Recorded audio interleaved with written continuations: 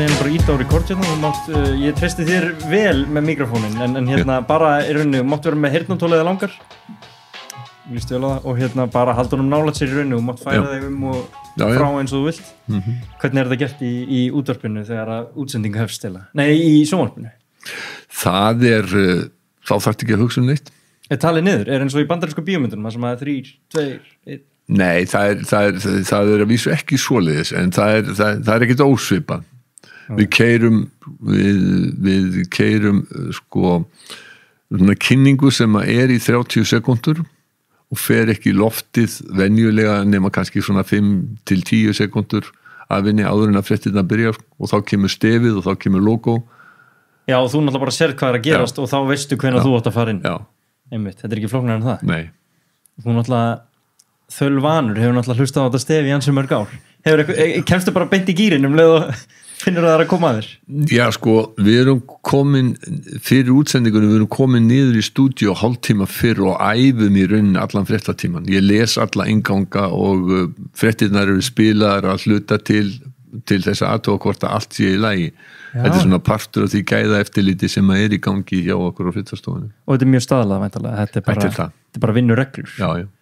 Hefur eitthvað tíma lent í því að vera illa upp lagður fyrir útsendingu? Já, það náttúrulega, þetta fólk misjaflega upplagt en ég man nú ekki eftir því að hafa sérstaklega ef maður illa upp lagður, sko það illa upp lagður að þetta veldur einhverju vandræðum eða út lasin eða eitthvað svolítið með hita eða svitaköst og annað þá bara lætur þið vita því og þá kemur einhver annar og les fréttirnar í staðinn fyrir þig. Já, þú vart ekkert að lendi því að vera með þyngsli við brjósti og búin að missa bragð og lyktarskinn og...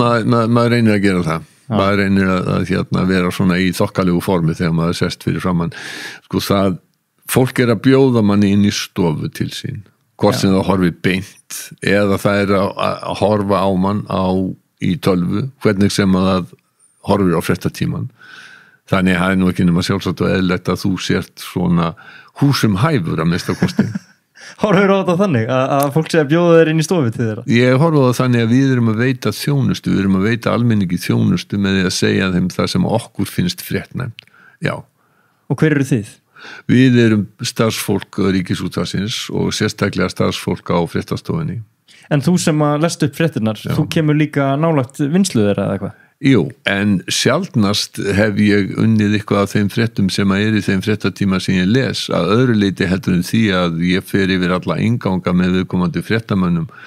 Þetta verður að vera á góðri íslensku, skiljanlegri íslensku, það sem öðruvísi við útvarp og sjónvarp, frábrugðu blöðum til dæmis eða miðlum sem þú getur lesið, að þú verður að skilja þetta 1, 2 og 3. Þannig að textin verður að vera skýr og auðskiljanlegur eða í blöðum þá getur þú lesið aftur. Einmitt. Og þá ræður neytandinn því með hvaða hætti hann meðtekur þetta en við erum að bjóða fólki upp á þetta og þessa þjónustu og við verðum að sjá til þess að fólk geti skilið þetta um leið að heyri það. Þannig að fókusin svona mikill á að framreiða fréttina rétt? Fókusin að langmestu leiti á innihald fréttana, að innihald fréttana sé satt og rétt og að þannig að og síðan verður líka að búa þar í þann búning að fólk skilji það og skilji samhengið auðvitað gerum við alltaf ráð fyrir einhverju vitneskju þeirra sem að horfa og hlusta á fréttirnar okkar þannig við getum ekki farið í alveg endalaust að rekja hvers samhengi hlutana vegna þess að við gerum ráð fyrir ákveðinni svona grunnu vitneskju en við verðum að hafa þetta í samhengi sem að almenningur á að geta skilið. Einmitt. En bara eins og þú sjálfur, hvað ertu búin að vera þarna lengi núna? Þú veist að segja mér að þú búin að vera þarna nær í 40 ár? Nei, meira en 40 ár. Meira en 40 ár? Já, ég var í háskólanum þegar ég byrjaði sem fréttamaður í ársbyrjun 1977, það ansi langt síðan, það eru 43 ár og rúm síðan það var og ég hef meir og minna verið á fréttastofu RÚV síðan. Fyrst, þetta var aðskilið þegar ég byrjaði, þá var fréttastofa sjónvarps og fréttastofa útvarps og ég var á fréttastofu sjónvarps og hef verið það, sem sagt, var það þangað til að ég var framkvæmdastjóri beggja fréttastofana 2002 eitthvað svo leiðis ég var lengst af sko, ég var mjög lengi, ég var hérna í 20 ár þá var ég í stjórnun, ég var fréttastjóri sjónvarpsins og svo yfir báðum fréttastofunum. Hvað kemur til að fara að vinna fyrir Ríkisútvarpið? Það var hrein tilvílun eins og svo margt í lífinu.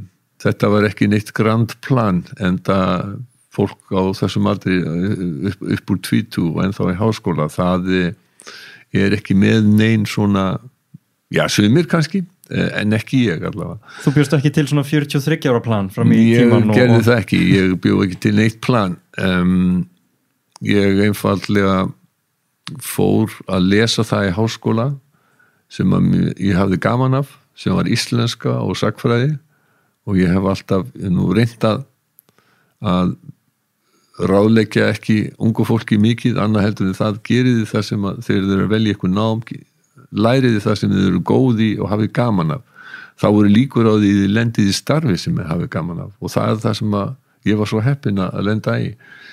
Það var einfaldlega auglýst starf á fréttastofu sjónvarpsins og einn samstúdent og góður félagi í háskólanum, hann sá þetta, ég tók ekki eftir því sjálfur, benti mér á og sagði að þetta væri alveg örugglega tilvalið fyrir mig og ég sótti og var ráðinn nokkuð hiss á því að því að ég hafði ekki mikla reynslu af fréttamennsku þá. En mér leið strax mjög vel og hefur liðið mjög vel. Varstu látið beint fyrir fram að myndavélina?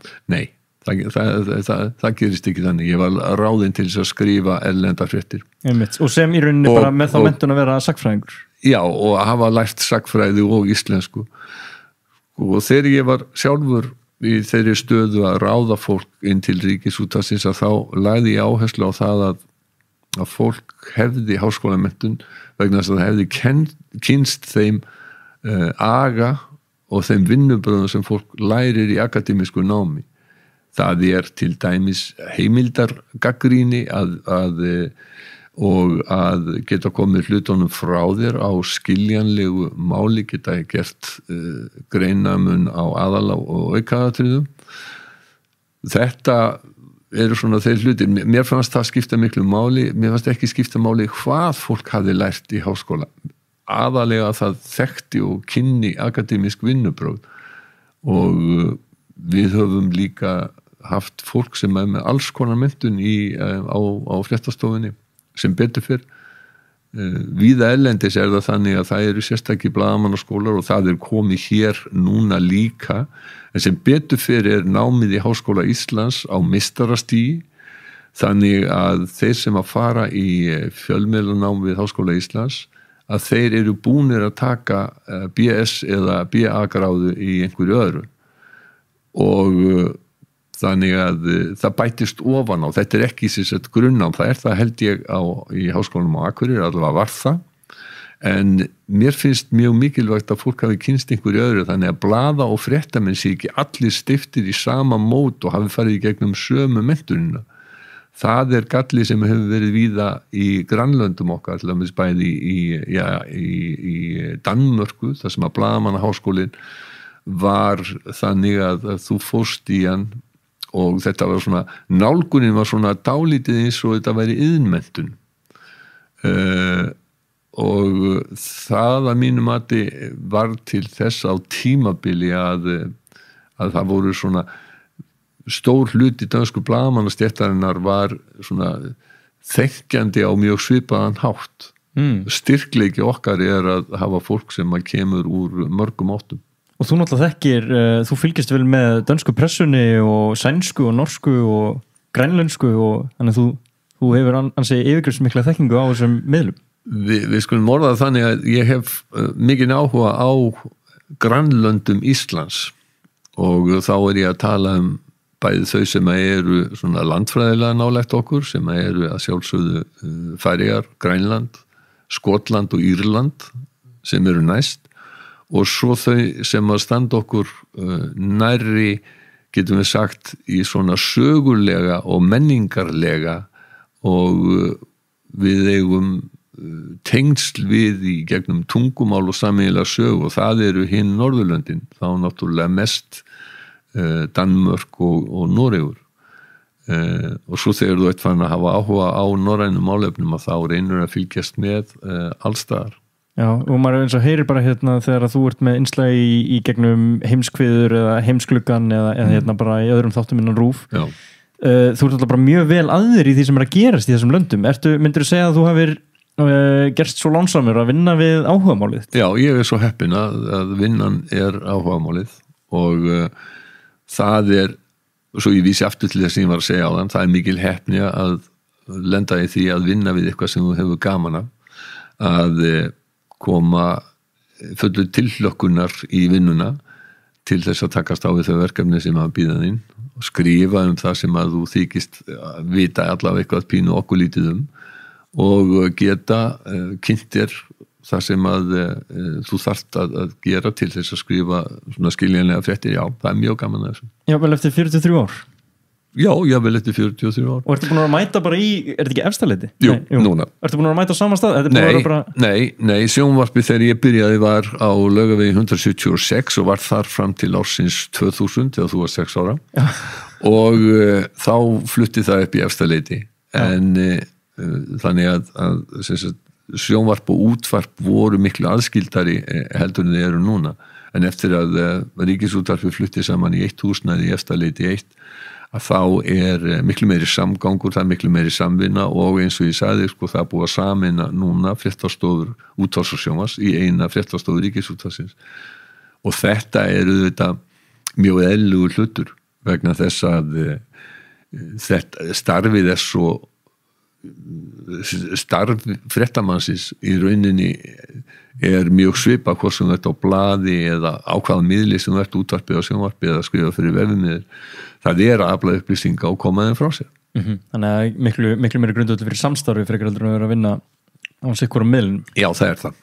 En þú talar að þá var útvarp og sjónvarp aðskilið, en eins og bara útvarp þá og útvarp í dag, þetta eða bara fjölmiðlun þá og fjölmiðlun í dag? Þetta náttúrulega enga, ég meina þú veist, við getum þess að vera að tala 19. öldina, við erum að tala 20. öldina, við erum að tala seinni-part 20. aldar, en breytingin nánast hægt að líka við byltingu. Við skulum, og ég gerir á fyrir því að flestir hlustendur hjá þér, og þeir séu svona í yngri kantinum, og get ekki ímynda sér heim það sem bara ein útvarpsstöð og ein sjónvarpsstöð punktur og basta og hún sjónvarpar ekki eins og 50 og fer í mánaðar frí á sumrin í júli. Stóra breytingin hvað varðar upplýsingamiðlun svo að frá því að fjölmiðlar það sem að stundum kallað hliðverðir upplýsinga. Þeir skammta upplýsingunum, þeir opna hliðið og hleypa upplýsingunum út á einhverjum ákveðnum tíma þegar það fréttatímar í útvarpi eða sjónvarpi eða þegar blöðum koma út og svo bara ekkert að frétta á milli. Þetta auðvitað algjörlega heimur sem horfinn. En ímyndar þetta valdsamt þá? Að geta verið hliðvörðurinn? Jú, það má svo sem segja, það ábyrgð. Ég líti á það sem ábyrgð frekar heldur en vald. Já. Ábyrgð að velja og segja fréttir og svo eins vel og þú getur og svo ábyrgð hvílir ennþá á öllum þeim sem að vinna í fjölmiðlum þó að fólk eigi fleiri möguleika á að afla sér upplýsinga annars staðar frá núna heldur en bara úr hinum hefðbundnu fjölmiðlum. En í því sambandi vil ég líka leggja höfuð áherslu á það að það mikill munur á hefðbundum ritstýrðum fjölmiðlum sem eru með starfandi ritstjórn, fólk í vinnu og tekur ábyrgð á þeim upplýsingum sem það sendir frá sér eða einhverju öðru sem að þú rekst á netinu og veist ekkert hvaðan komin. Þarna gríðarlegur munur og fólk verður að gera sér grein fyrir því að hefðbundnir miðlar, útvarp, sjónvarp, dagblöð, þau nánast aldrei í öðru heldur en að reyna að segja eins sannar og réttar fréttir og þessir miðlar mögulega geta. Það til undantekningar og vitum það til miðlar sem settir upp til þess að koma einhverjum sérstökum skoðunum á framfæri og hunsa þá kannski aðrar en langflestir miðlar, fréttamiðlar starfa þannig að þeir reyna að segja sannar og réttar fréttir og þeir mögulega geta. Óháðir bara í rauninni. Já, og þau lög sem að gilda við Ríkisútvarpið, sko Ríkisútvarpið hefur sérstuð að mörgu leyti. Í fyrsta lagi það eini skilgreindi almannaþjónustu miðillinn á Íslandi og það skilgreind í lögum að okkar hlutverk að þjóna almenningi. Það þýðir að við erum ekki þjónar pólitískra afla, viðskipta afla eða neinna annara heldur en bara almennings á Íslandi og við höfum sömuleiðis skyldur það að ef til dæmis almannavarna ástand eða eitthvað annað slíkt þá eigum við að koma upplýsingum til almennings. Í og með þess vegna Ríkisútvarpið eini miðillinn sem með sólarhrings fréttaþjónustu vegna þess að það verður alltaf að vera einhver á vakt ef eitthvað gerist. Þetta það sem að partur ástæðunni drífur þetta þig aðalega áfram og svona forsendan fyrir þínu starfi? Þetta það sem hugsa að þjóna í rauninni almenningi þegar þú ert að skrifa frétt? Sko, þetta náttúrulega ekki þannig í rauninni, Snorri, sko, þegar þú sest niður og kemur í vinnu á hverju morgni þá ferð þú ekki með þetta eins og hverju aðra bæn. Nei, ég meina það ekki þannig. Ég meina sko það sem aðri fjölmiðlar þurfa að tækla svolítið að þeir verða að fá ákveð margar heimsóknir á heimasíðuna eða keyra inn traffík og þess og það er hægt að fara svolítið ódýrar leiðir í áttina því þannig ég var ekki að meina að þú verður með einhver boðorð hangandi yfir með það vinnur en það er svolítið þægilegt að geta unnið undir þessum forsendum frekar heldur þess að passa upp á ákveðna traffík. Já, það er mikill lúxus hjá okkur sem að vinnum hjá Ríkisútvarpinu að við erum óháð því við þurfum ekki að vera að búa til einhverja traffík inn á vefsíður hjá okkur. Við þurfum ekki að reyna að vera að selja þá vöru sem við erum að framleiða. Það er mikill lúxus og ég held að við áttum okkur flesta á því að við getum haft önnur sjónamið í fyrirrúmið og að leiðarljósi í okkar vinnu heldur en það að ég verði nú að gæta þessir í bý til fyrirsögna að það verði nógu margir sem að smetli á fréttina.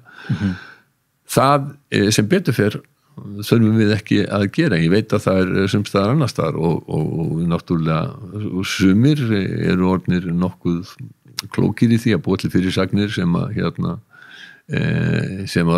eru ætlaðar til þess að fá fólk til þess að smetla á hlekkin. Þú myndir aldrei geta upp á því hvað gerðist næst til dæmi sko.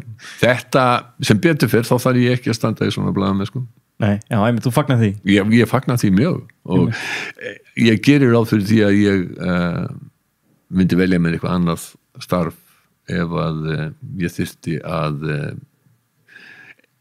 nálgast mín verkefni af einhverjum öðrum forsendum heldur en því að geta verið eins heiðarlegur og sanngjarn og óhlutdrægur og þú mögulega getur orðið.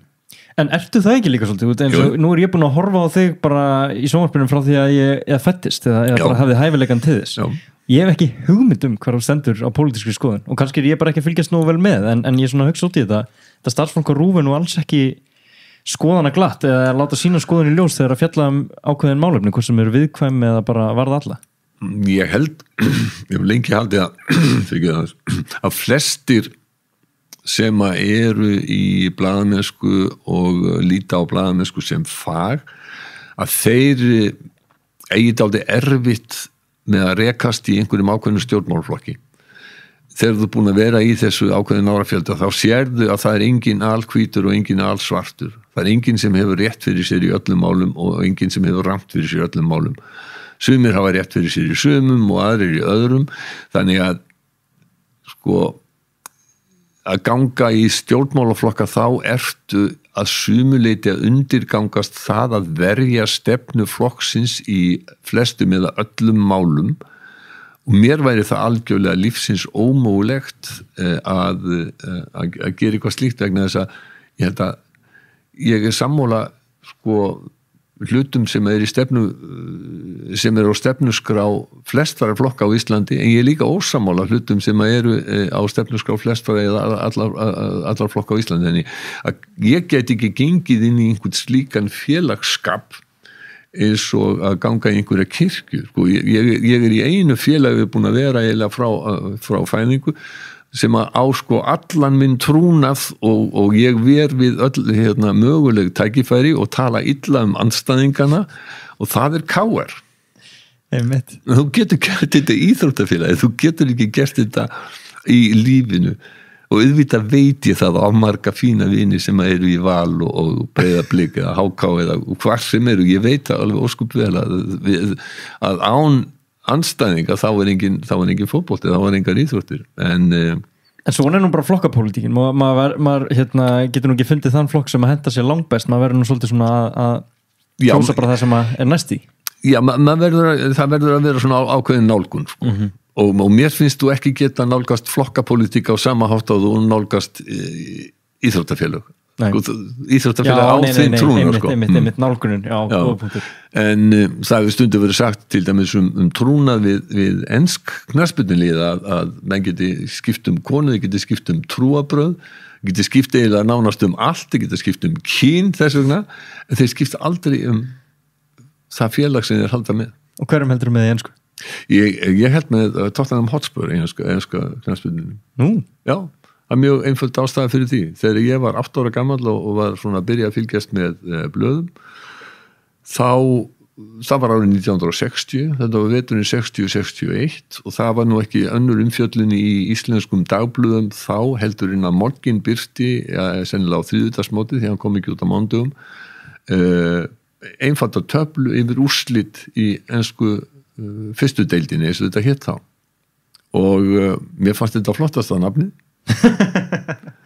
8 ára og svo sagði þeir unnu oftar heldur en þeir töpu þennan vetur því að þetta var þann vetur þegar Tottenham vann tvöfaldir urðu bæði englandsmeistarar og bikarmeistarar sem ekki hefði gerst á þeirri öld áður og svo þegar ég svona komst hvað ég að segja til vits og ára á þessum tíma sko þú vissi ekkert það var ekkert að sjá, það var ekkert sjónvarp.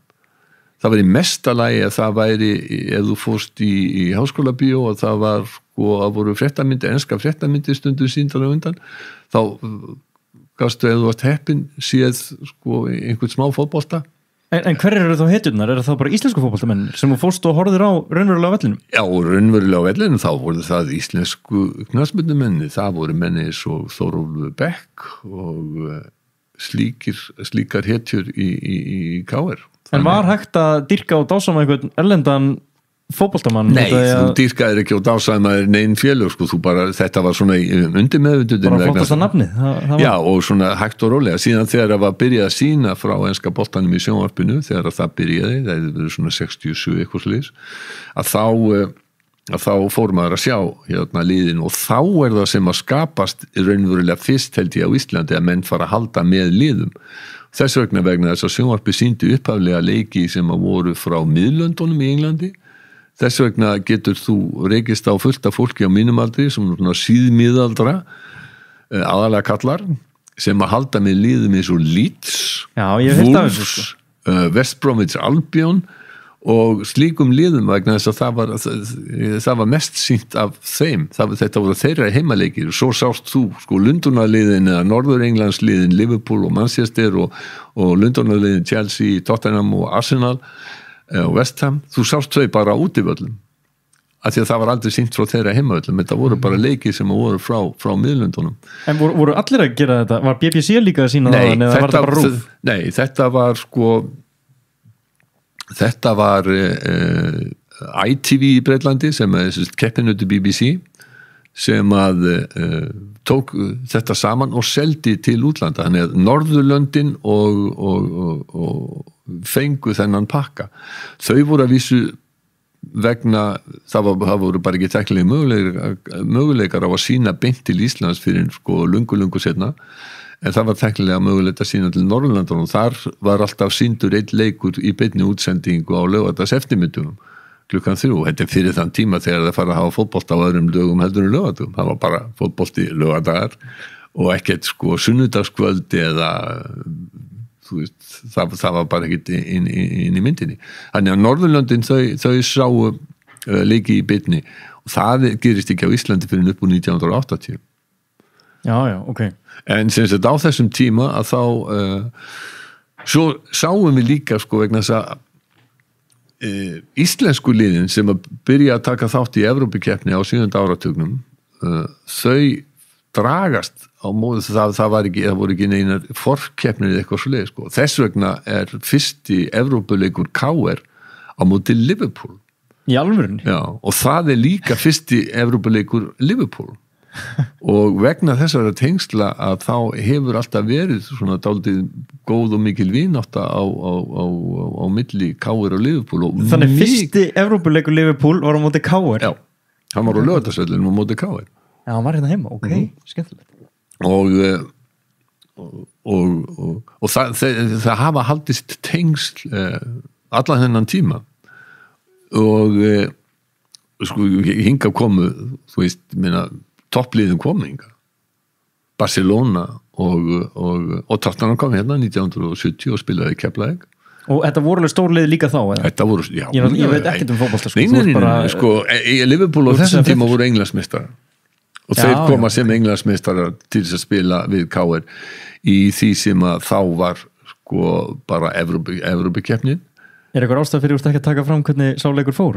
Nei, KR, ég man ekki hvort hann fór 5-0 hér heima og 6-1 út eða eitthvað sliðis. Það var náttúrulega þessi gjá á milli liða þá og að sumuleyti enn að sko íslensk lið eiga náttúrulega afskaplega lítið í lið sem að spila í meistaradeildinni núna. Það bara ansi breytt bíl á milli annars vegar manna sem eru kannski í besta falli hálfatvinnumenn eins og hér á Íslandi, þeir fá borga að hluta til fyrir það að spila fótbolta eða menn sem eru atvinnumenn og hafa ekki verið annað heldur en atvinnumenn og eru úrvalið af úrvalinu þegar þú ert komin upp í liði eins og þau sem eru í meistaradeildinni og það ég meina ég veit ekki hvað einn af hverjum 100.000 einn af hverjum miljón sem æfir fótbolta sem að kemst svo langt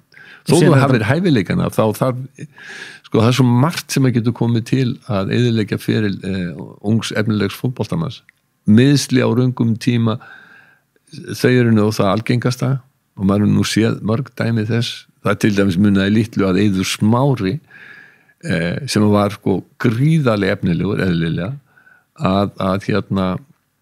að meiðsli gerði út af hans feril. Og síðan líka svona skemmtilega þetta sem gaman að pæla í hérna eins og bara hvenær þú fæðist á árinu og sem sagt, hversu þroskar þú ert orðin á svona svolítið líkil aldri til þess að takast á við hérna jafnaldraðina inn á vellinum og hérna bara líkamlegu þroski og þess áttar sko. Og síðan alltaf verður þetta svo hérna veldisvaksandi eða stigvaksandi út af því að ég meina, ef þú kemst í gott lið, það eru betri þjálfarar, það eru betri sjúkraþjálfarar og þau geta hjálpað með hitt og þetta og styrtaræfingar og datara, þannig að leið og byrjar að vera góður, þá verður allt í kringu þig umhverfið hjálpaðir, það er ítið hraðar upp heldur en öllum hinum. Já, en það er mjög erfitt að komast að hjá þessum allar bestu liðum. Já, sjálfsög, en svona leið og kemst með annan fótinn inn, þá ertu svolítið komið það langt fórskot að hérna, þú bara skilur alla eftir. Ég veit að sum af þessum stóru liðum Bayern München og Liverpool og sjálfsagt Barcelona og fleiri þau taka inn kannski 20 unglinga og svo velja þær kannski á endanum 2 úr hópnum til þess að halda áfram þeir eru orðnir svona 16, 17, 18 ára ég þekki þetta nú ekki það vel en ég veit að sko kannski þeir taka inn 100 ofboðslega efnilega og góða unga knattspyrnumenn kannski 2 af þeim komast inn í liðið til þess að halda áfram og kannski hvorugur þeirra kemst nokkur sinni svo langt að spila fyrir liðið. Þannig að Ímyndaðu er sko úrtækið sem maður er að horfa á inn á vellin. Já, þú ert að horfa á ansi mikið úrval þegar þeir eru búin að fara í gegnum og þau eru búin að fara í gegnum mjög margar síður. Já, einmitt. Já, þetta bara er þannig að þetta krefst líka mikil, ger ég ráð fyrir, ég nátt aldrei verið þessari stöðu, ég ger ráð fyrir því að þetta krefist líka mikils andlegs styrks. Já. Vegna þess að sérstaklega ef þú lendir í meiðslum og þurfa að vera kannski í meiðslum mánuðum saman og síðan að berjast fyrir sætiðinu, berjast fyrir öllu, því að þetta er líka samkeppni. Þó þetta sé lið, þó þetta líka menn sem eru í samkeppni. Já, og bara fór að taka sjensin og ég meina bara eins og Aron Einar talaði bara það að ákveða að fara út á reynslu, sko. Bara, það er gríðarlega erfitt að fara og líka svona, ég veit nú kannski ekki hvort að hann hafi verið að hugsa það, en bara það að segja, herri, ég ætla að verja næstu mikilvægu árum í þessa bara grein, þetta verður mín atvinnugrein og þú veist alveg hversu mikla líkur það er á meiðslum og þess að það, sko. Einmitt, þannig að það þarf dálítið mikinn styrk til þess að gera þetta. En aftur á því sem ég var að tala sko, þessi tengsl á milli KR og Liverpool, sem eru þarna út af því að þetta var fyrsti Evrópuleikur 1964 beggja liða. Þess vegna hefur mér líka alltaf verið dálítið hlýtt sem KR-ingi alltaf verið hlýtt til Liverpool. Já, það? KR-ingarnir kunna meta bara heiðurinn sem fólk stíð að spila gegnum? Já, og bara það að þú veist, þetta voru fyrstu tengslin við evrópska knattspyrnu og þess vegna eru margir KR-ingar stuðningsmenn Liverpool. Já. Og náttúrulega eru KR-ingar stuðningsmenn alls konar liða, auðvitað, alveg eins og valsarar og framarar og aðrir, það er engin fylgni þarna á milli íslenskra liða og erlendra liða. Ég á til dæmis marga vini sem eru stuðningsmenn Tottenham sem eru úr öðrum klúbum heldur en KR. Þeir eru til? Já. En þú varst að tala um samkeppnina inn á vellinum meðal Samherja. Hefurðu hort eitthvað, fylgistu með formúlunni eða? Nei, ekki mikið núna, ég gerði það á tímabili. Er hægt að vinna á RÚV og ekki fylgjast með formúlunni? Já, það er alveg hægt. Ég veit af henni. Á tímabili þá lagði ég mig nú fram það að horfa á formúluna. Logi Bergmann, minn góði vinnur og kunningi, hann sagði nú eins og þegar þetta var að byrja, þá sagði sko, þú veist, þetta væri sko eins og að hafa áhuga á bíflugnabúi inn á bílaverkstæði. Já. Eitthvað þá áttina.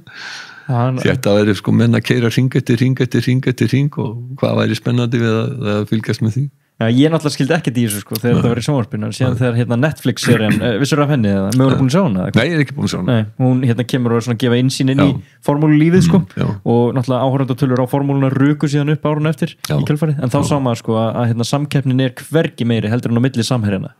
Nei. Þeir eru bara að keppast sætið og hvor er númer 1 og...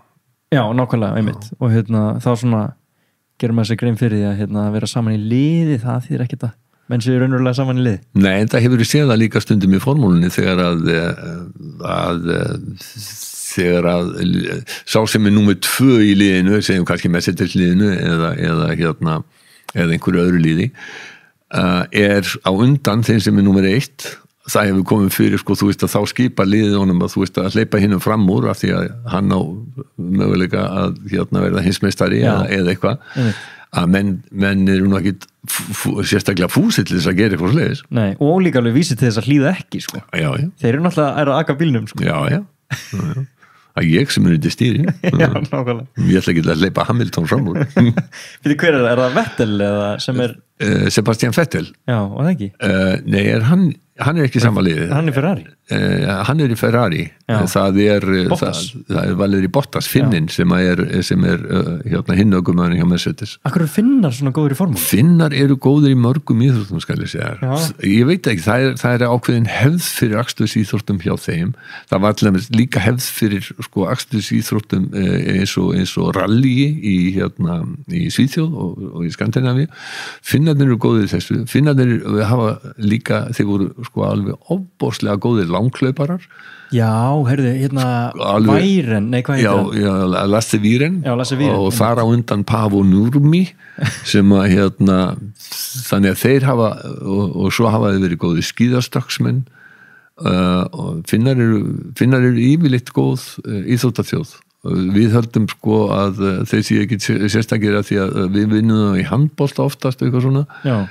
en það bara sko handbolti og jafnvel fótbolti líka ekkit stærstu íþróttirnar í Finnlandi. Íshokkí miklu stærra heldur en handbolti í Finnlandi, enda ná þeir árangri og eru sko meðal allra bestu þjóða í heiminum í íshokkí. Já, hvaða fleiri Norrlandaþjóðir eru í íshokkí? Svíar eru mjög góðir í íshokkí líka. Síðan eru sko Normenn og Danir eru ekki eins góðir, en Svíar og Finnar þeir eru heimsklassa og hafa orðið heimsmeistarar.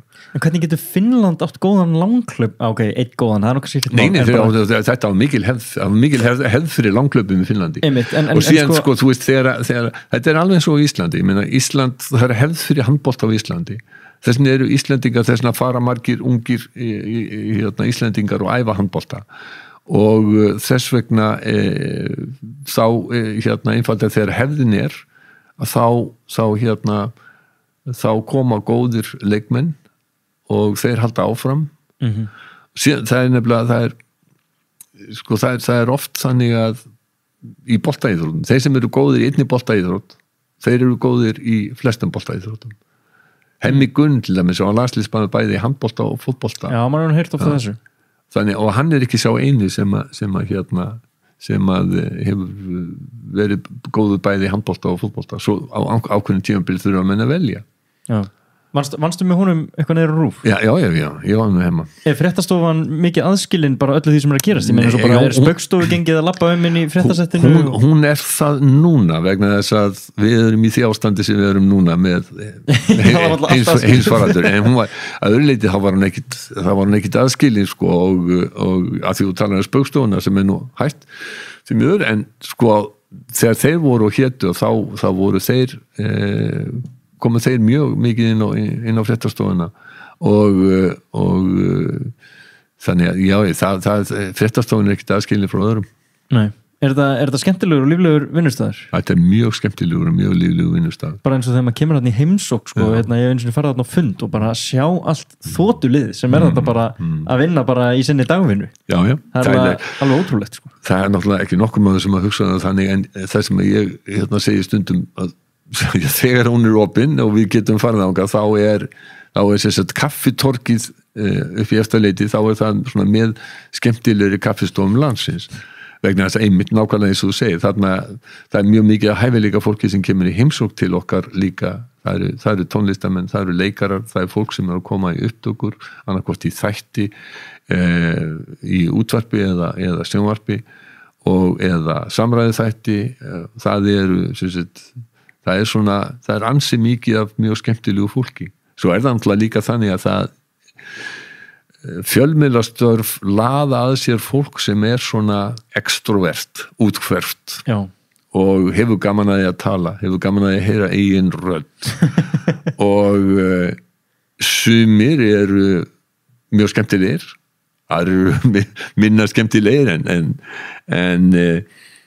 flesta þessu fólki er skemmtilegt og þess að gaman að vinna á slíkum vinnustaf. Er erfitt fyrir RÚV að fá þetta fólk til að leita til sín frekar heldur en að byrja bara að gera eitthvað sjálft eins og öldin í dag og maður langar að koma aðeins aftur að hvernig fjölmiðlarnir að breytast? Nei, það hefur nú verið þannig að fólk hefur nú gjarnan vilja að koma til RÚV og mjög margir hafa byrjað einhverstað annar stað og það nú kosturinn við það að hafa svona marga fjölmiðla núna að þá er það þannig að þeir sko að mörguleiti ala upp fólk sem að náttúrulega eðli málsins samkvæmt þetta reynsluðist þú byrjar og þú öðlast reynslu og þá kemur í ljós hvort að þú átt erindi inn í þetta eða ekki. Sko, nú vil ég náttúrulega gott af einu, KR aftur, sko, KR útvarpið hefur verið starfandi síðan 1999, það lýst öllum heimaleikjum, þetta var fyrst bæði í loftinu, en síðan þetta núna bara á netinu, en þetta bara þjónusta við KR-inga. Já, voruð þið með eitthvað út á stöð bara? Út á stöð, við vorum og erum. Já, ok. Já, við vorum með á sérstakri bylgjulengd, já, við vorum það, en erum bara núna á netinu. En það þýðir sko að við þurfum að fá einhverja til þess að lýsa leikjónum og KR-ingar hafa fundið menn til þess að lýsa sem að síðan hafa farið og að vinna fyrir hérna Stöð 2 og Símann akkurat núna í augnablikinu. Svo ég nefni bara eitt dæmi að Guðmundur Benediktsson átti sín fyrstu skrif sem lýsandi á fótbolta í KR-útvarpinu. Já, ok. Og núna hann heimsfrægur fyrir lýsingar. Já, þannig það sem átt við þegar þú ert að segja hérna, hafa þessa minni fjölmiðla þá í rauninni getur fólk bara svona hafa svona mikla breyti á. Þá kemst það að því þá þarf það ekki að sko koksa á stóra sviðinu. Það kemst að því hvort að það hefur áhuga eða getu til þess að sinna þessu og áður en það leitar eitthvað lengra. Áhugalega til að horfa á þetta.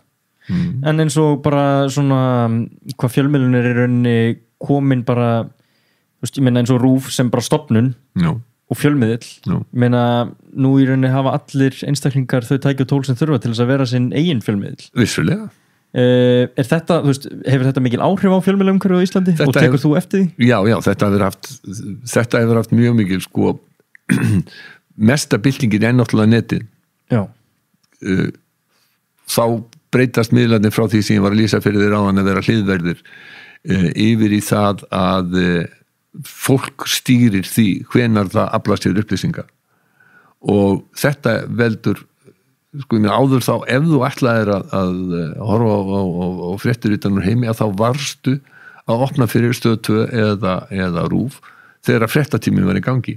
Núna er þetta algjör óþarfi. Núna er myndefnið aðgengilegt flestum sem að hafa áhuga og fyrir utan það að fréttatímandinn eru aðgengilegir hvenær sem þegar búið að senda það út og þetta er náttúrulega gjörbreyting. Svo er annað sem að hefur breyst gríðarlega mikið og það er það að fréttaöflun er ekki lengur bara á hendi þeirra sem hafa atvinnu þessu, heldur er fréttaöflun á hendi miklu fleiri eða alls almennings. Núna þá gengur hver einasti maður í hinum vestræna heimi og víðar með fréttatökuvél í vasanum. Og ég hef stundum sagt að það gerist valla lengur sá myndræni atburður í fjölmenni í heiminum að hann sé ekki festur á mynd. Þannig að ég hef líka tekið sem dæmi stundum að fyrir nokkurum árum þá brann Hótel Valhöll á Þingvöllum. Já. Ef að það hefði gerst 10 árum fyrr þá hefði ekki átt neinar myndir af brunanum vegna þess að þá hefði verið hringt í sjónvarpsstöðvarnar og þær hefðu rokið upp í bíla sína og keyrt á stað vestur á Þingvelli til þess að mynda brunan en þetta hefði verið búið þegar það komið þannig að hefði náð brunarústunum. Núna var hins vegar fjöldi manna með farsíma sem að myndaði þetta.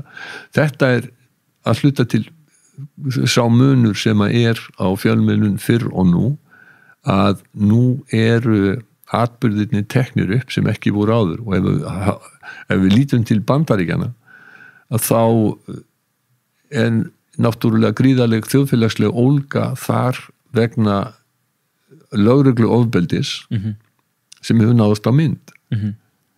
Lögreglu ofbeldi átti sér stað áður. Já, nú bara að varpa ljós á það. Nú er það tekið upp og nú geta allir séð það og þetta er einn af stóru hlutunum sem að hefur breyst á undanförnum árum.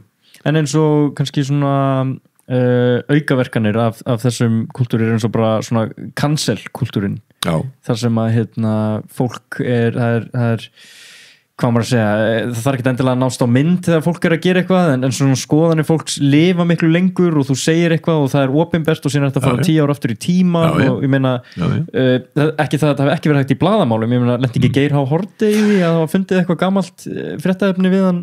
Ég man ekki eftir dæminum Geir sérstaklega en auðvitað var það andstæðingar reyndu að grafa upp allt sem að bara eitthvað skólablöðum þess vegna viðkomandi hafði tjásugum og þannig að þessi cancelkultúr er ekkert nýra nálinn en bara miklu algengar í ljósi þess að fjölmiðlar eru stærri eða viðfundnari.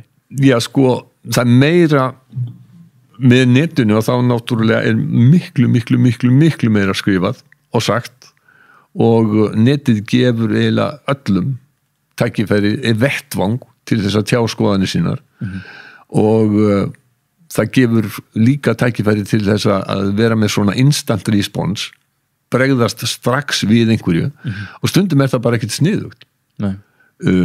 Yfirmaður minn fyrir margt löngu sagði við mig þegar ég var fréttastjóri, ef að þú þarft að bregðast við einhverju, endilega bara í reiði eða eitthvað, skrifaðu bréf en sendu það ekki fyrir á morgun og lestu það yfir áður en þú sendið það. Og þetta mættu margir temja sér sem að eru að bregðast við á netinu við einhverjum og segja og skrifa kannski einhverja hluti sem þeir sjá seinna eftir. Já, en þannig bara hraðan orðin svo mikill að bara sá sem fyrstur hann vinnur. Nei, ekkert endilega. Þannig að í þessu tilfelli ég gæti svo fyrst í tapar. Já, rétt. Það í fréttamennsku þá var lengi, og ég heldur raunar að frétta á blaðamenn hafi gert miklu meira úr þessu heldur en allir almenningur og neytendur miðlana, að vera fyrstur eins og það heitir á blaðamennsku máli skúpa. Það bara ekkert endilega eitthvað sem að allir almenningur með í huga. Þeir myndi, fólk út á götunni myndi ekkert endilega geta sagt hver hefði sagt fyrstu fréttina af einhverjum ákveðnum hlut. Það skiptir fólk ekki næri jafn miklu máli og það skiptir blaðamenn. Já, góð pæling. Og ég held sem sagt að í þessu tilfelli að þá skiptir miklu meira máli að fara með rétt mál. Og þessi hraða blaðamennska, hún býður upp á ákveðnar hættur. Hún býður upp á það að þú setir hlutin í loftið áður en að þú ert búin að fullvinna. Og svona það líka alltaf spurning hvernig ertu búin að fullvinna eitthvað. En það, nei, aldrei. En það getur verið sem sagt að hraðinn sé svo mikill að þú setir eitthvað ofrátt í loftið. Já. Við verðum að koma þessu frá. Það hugsunin stundum. En mér líður nú eins og það sé passa meira upp á það hjá RÚV heldur en á nokkrum öðrum miðli. Nú þekki ég aðra miðla ekkert svo vel, ég hef bara unnið á RÚV af íslenskum miðlum. Þannig að, en svona eftir því sem að auðvitað náttúrulega fullt af fólki sem að vinna með manni sem að hefur verið á öðrum miðlum og þannig ég þekki það óbeint, en jú, það er vönduð vinnubrögð eiga að vera viðhöfð hjá Ríkisútvarpinu. Það ekki nokkuð spurning. Sveiflast líf þitt með fréttum landsins? Nei, ég reyni nú að láta það ekki hafa það mikil áhrif á mig. En eru vinnudagarnir annarkvort erfiðari, skemmtilegri eða leiðilegri eftir fréttum? Já, vissulega. Og meina þegar stór mál gerast, breytir það bara deginum þínum? Það gerir það sjálfsögðu vegna þess að og allra sem að vinna við fréttir. Ég meina, þú veist, ef það eldgos og þá allir að vinna í því, og ef það einhverju aðrir stór atburði sem í gangi, já, það breytir mjög miklu. Eitthvað svona eftirminnilegt þegar þú horfir yfir 40 ára fyrir? Fullt af hlutum sem eftirminnilegir, sem jákvæðir og aðrir neikvæðir. Erfiðustu fréttirnar sem ég man eftir svona í svipinn, það eru fréttir af snjóflóðum fyrir vestan í Súðavík og Flateyri. Það eru eiginlega allar erfiðustu fréttir sem að ég man eftir að hafa þurft að vera þáttakandi í að skrifa. Slíkar fréttir eru alltaf mjög erfiðar.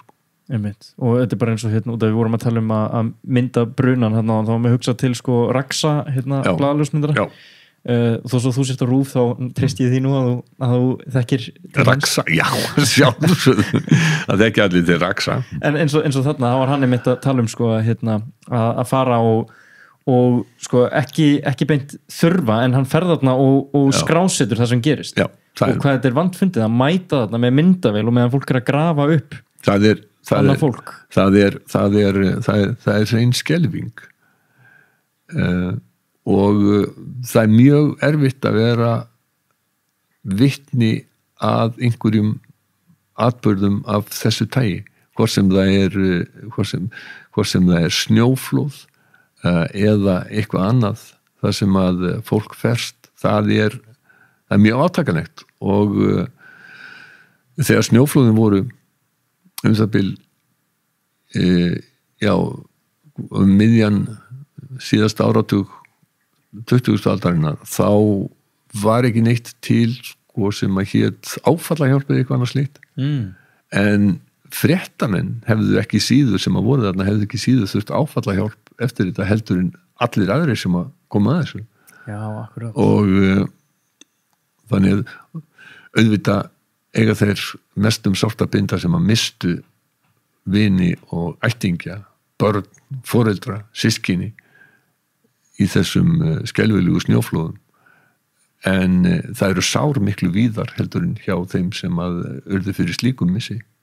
En þarf þú að skjálta þig einhvern veginn gagvart, eða brynja þig svona gagvart þessum fréttaflutningi og ég meina það er kannski alveg hægt að segja að fréttir séu svona oftast meira að taka á neikvæðum atburðum eða sko ekki það að sé verið að matrið eitthvað neikvætt en erum við ekki alveg sammála um það? Jú. Fyrir þig að mæti vinnur okkur einasta degi í 43 ár og alltaf þurfa að fjalla með eitthvað neikvætt þannig að samt ekki að segja alltaf er það eitthvað sem þú ert bara að venjast?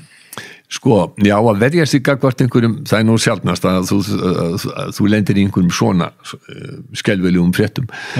Venjulegu fréttadagur er það alls ekki, sko, einn af kostunum við það að vera að vinna í blað og fréttamennsku er sá að hver dagur er með ný verkefni. Þegar þú ferð heim á kvöldin og þá er bara sá dagur búinn.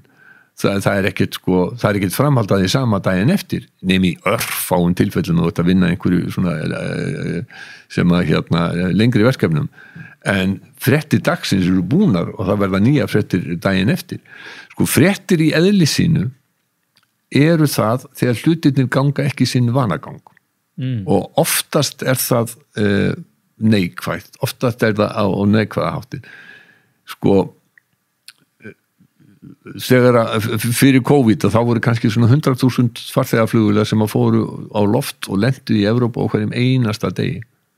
Það tengum í hug að segja það þetta var ekki frétt. Hlutirnir gengur sinn vanagang. Ef að eitthvað fór úrskeiðis vel fórst, vel var rænt, þá er það orðið frétt. En annars ekki. Og það var nú eitt sem að sagði við mig sko að hvað var það menningar lífið að það væri ekki frétt þegar leikhús setti upp leikrit það væri hlutverk leikhúsa að setja upp leikrit og þess vegna ætti ekki að vera fjallað um það því að það væri ekki frétt en það væri hins vegar frétt ef að leikhúsið yrði eldið að bráð ef að leikhúsið brinni þá er það orðið frétt auðvitað er þetta náttúrulega ekki rétt vegna þess að fullt af þeim hlutum sem að við erum að fjalla dagstaglega eru ekki hluti sem eru neikvæðir í sjálfur sér til dæmis það að leikhús er að setja upp leikrit það er verið að taka í notkun nýja sundlaug eða nýtt íþróttahús á Egilsstöðum þetta eru hlutir sem að breyta lífi fólks á staðnum frétt samkvæmt þeirri skilgreiningu að hlutirnir er ekki að ganga sinn vanagang en það getur verið jákvætt eins og í þessu tilfelli og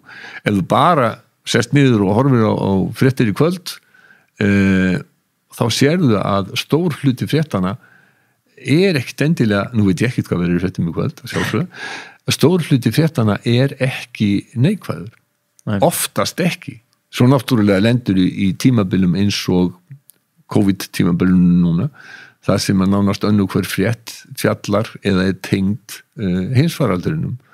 Við héldum upp á þann daginn á fréttastofunni þegar okkur tókst að senda á fréttatíma það sem ekki var sagt hvorki orðið farsótt, faraldur eða COVID í heilum fréttatíma. Já, ok. Já. En það er mjög sjaldan vegna þess að þetta er svo alltum líkjandi akkurat núna eins og staðan er í augnablikinu. Og hversu mikið þarf þú að sitja þig inn í þessi mál starfsins vegna? Ég meina, ég er búin að bara ástæðan fyrir ég spyr er að, þú veist, ég var að hlusta á því í heimskviðum, þú veist að tala um sjálfsmorð á Grænlandi. Já. Og ég meina, þú getur ekkert bara lesið svona texta upp af blaði. Ég meina, þú ert að setja þig inn í þetta mál. Já, þetta... Og sömulegis að taka á stórum málum eins og bara pólitíkin í Bandaríkjunum og því sem Trump er að gera og forsetakosningar. Þetta er sumt að þessu eins og til dæmis pólitík í Bandaríkjunum eitthvað annað er meira og minna ómeðvitað vegna þess að maður er horfandi á lesandi eða hlustandi á fréttir mikið frá Bandaríkjunum og ég er til dæmis að horfa á NBC-fréttirnar á hverju kvöldi það eru sendt á klukkan 12:30 á íslenskum tíma og þannig að maður sé svona nokkurn veginn að viti hvað að gerast þar, það síast svona hægt og rólega inn, en ef þú ert að fjalla eitthvað sérstakt efni eins og þessi skelfilegu sjálfsvíg ungs fólks á Grænlandi, þá verður sérstaklega að leggja þið eftir. Ég var náttúrulega búin að heyra af því að ég að fylgjast með bæði umræði í Danmörku og annar staðar á Norðurlöndunum, við búin að heyra af þessum hlutum og síðan þegar þú ert að fara að undirbúa umfjöllunni þetta, þá leitar þér heimilda og upplýsinga og sækir þær, og í þessu tilfelli þá til dæmis var einn af helstu heimildamönnunum Íslendingu sem búin að búa mjög lengi á Grænlandi, Guðmundur Þorsteinsson, og hefur unnið með fólki sem á undir högg að sækja, í vandræðum félagslega, hann þekkir gríðarlega vel til þessara mála. Og svo notaði ég mig líka upptökur frá danska sjónvarpinu þar sem var rætt við fólk sérstaklega þetta, þannig að það annar hlutur sem að netið hefur gert svo miklu auðveldari, og það að heimildaöflun svo miklu auðveldari. Þú verður líka að kunna greisi úr. Að sjálfsögðu, og þú verður að læra að treysta ákveðnum og vantreysta sumum, og þeim sem að ekki uppfylla þær væntingar sem að þú hefur til hlutlaus miðils, þá bara sleppur því að fylgjast með þeim miðlum, vegna þess að þú veist að það eru aðri til sem eru betri og eru með sannar og réttar fréttir. Já, og þetta var náttúrulega miklu minna vandamál á sínum tíma, eða ekki? Þetta var þegar ég að byrja þessu, þá eru heimildirnar afskaplega fáar sem að þú getur reyttið á til þess að skrifa erlendar fréttir. Já. Þá erum við með fáum fréttir frá fréttastofu Reuters, og það eiginlega, og síðan fréttastofun líka sem að við fengum 2 daga gamlar fréttamyndir frá. Núna að þá getur þú farið og fylgst með öllum fréttamiðlum heimsins. Þegar ég var fyrir margt löngu, þá var ég sendur til Danmörkur og bjóð þar í rúmlega 2 ár og var að vinna sem fréttamaður fyrir sjónvarpið. Varstu ekki fyrsti fastaráðni starfsmaður Ríkisútvarpsins í öðru landi en Íslandi? Jú, sennilega. En sko, það vegna þess að við bara gátum ekkert aflað upplýsingar frá Norðurlöndunum nema vegna þess að það var ekkert net, blöðum komu í besta lagi daginn eftir, við gátum ekki heyrt útvarp, við gátum ekki séð sjónvarp frá þeim, þannig að þetta var eini möguleikin til þess að afla frétta frá Norðurlöndum, og þá bara var maður stöðsettið þarna. Svo rúmum áratug seinna þegar þetta var gjörbreytt, þá var sú staða lögð niður og það var ekki þörf á henni lengur vegna þess að þú varst þá bara okkar augu og eyru þarna úti fyrir Norðurlöndin, já. Já, skemmtilegt. Já, það var það. Gríðarlega.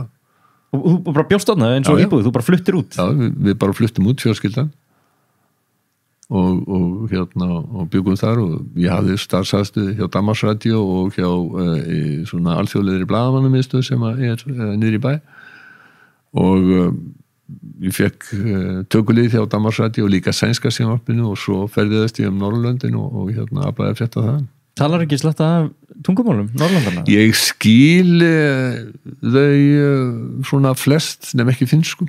Já, það náttúrulega langt frá en sko, það í rauninni ekki nóg að tala dönsku, sænsku og norsku vegna þess að það eru svo miklar mállýskur innan þessara tungumála.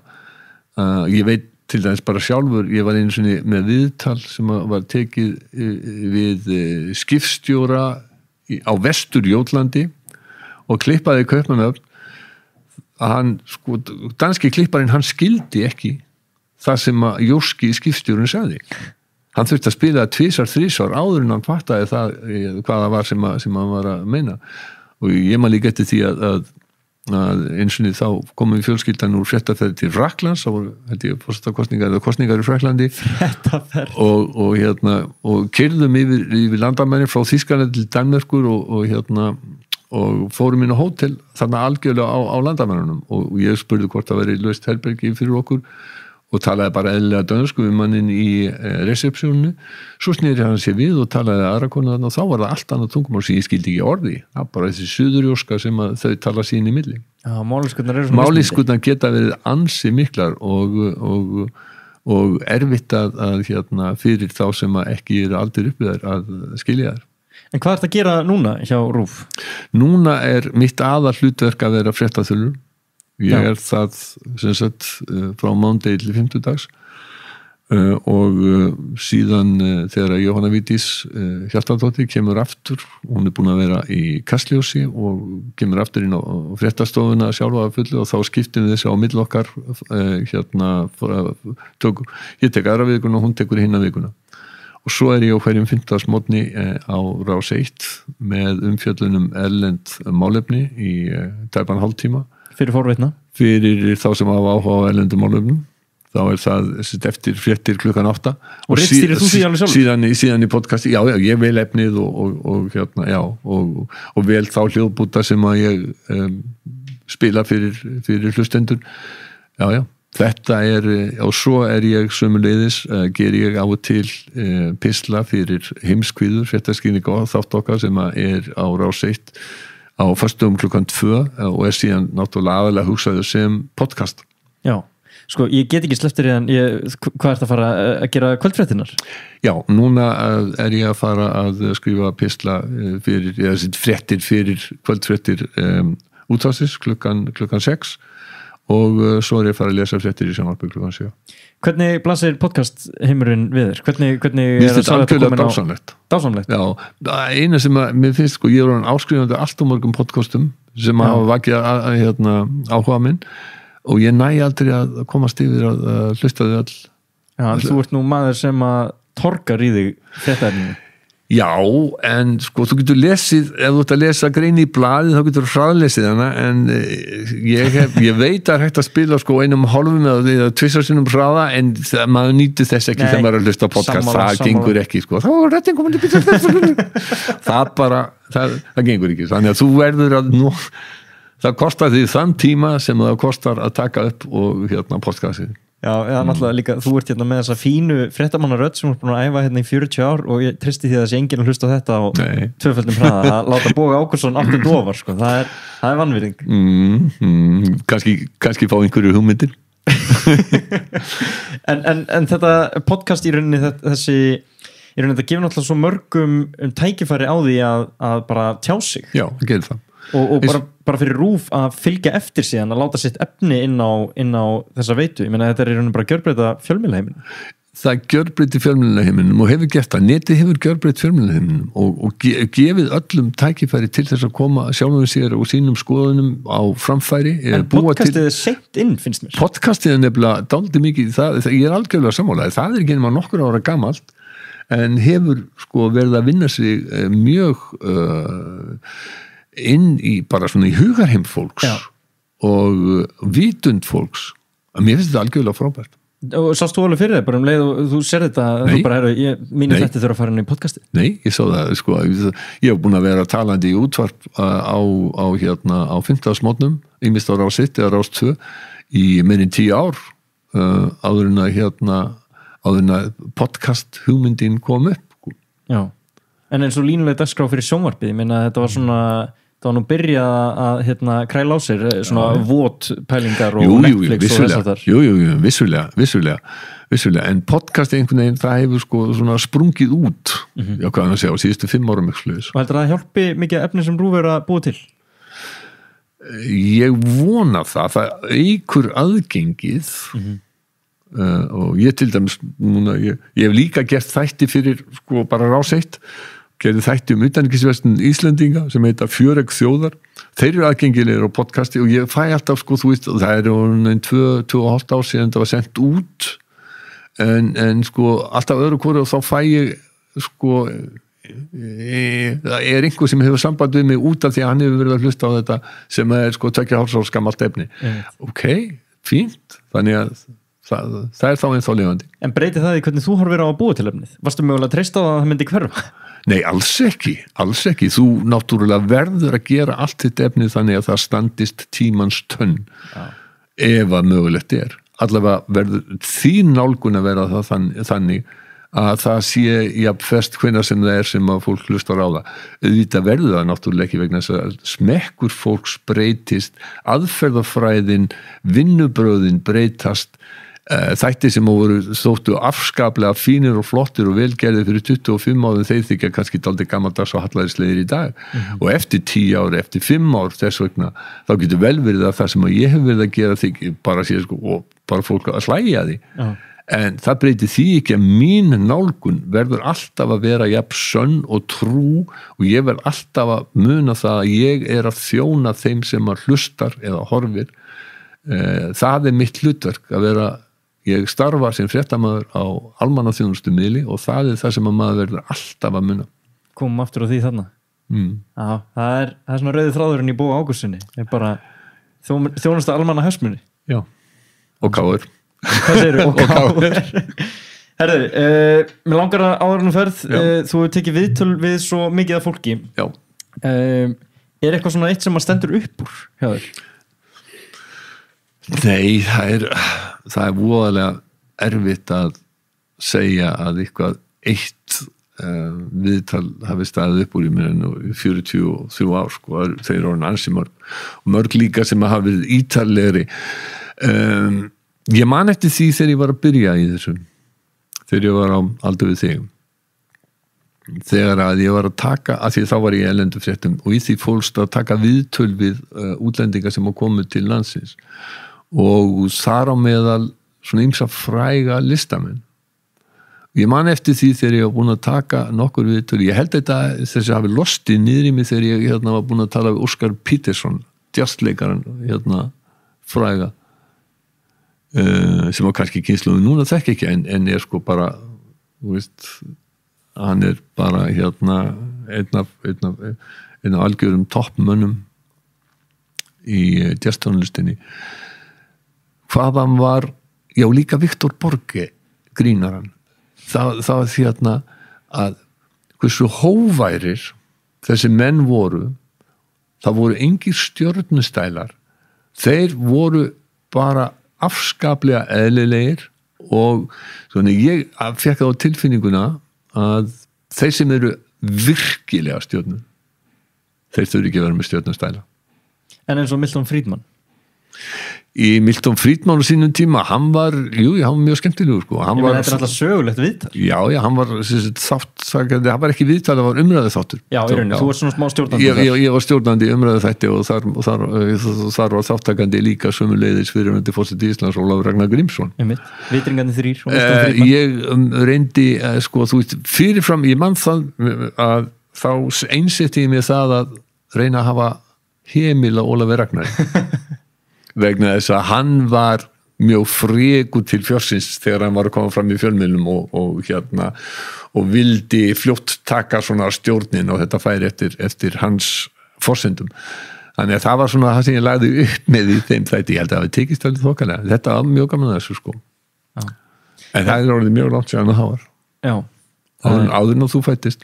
Hvenær var þetta? 1980? 84. Já, góð 10 ár í mig þarna. Já, það eru það sko.